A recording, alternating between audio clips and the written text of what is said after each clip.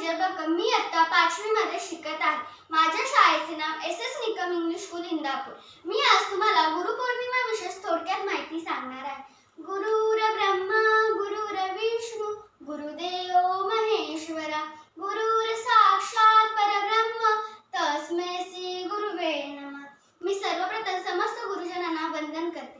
आपल्या जीवनात गुरूंचे स्थान खूप महत्त्वाचे आहे व भारतातील संस्कृतीमध्ये देखील गुरूंना ईश्वराचे स्थान दिले जाते. कारण गुरु आपल्याला अनमोल जीवनात ज्ञानाचा प्रकाश घेऊन येतात. आषाढ शुद्ध पौर्णिमेला गुरुपौर्णिमा किंवा व्यास पौर्णिमा असे म्हटले जाते.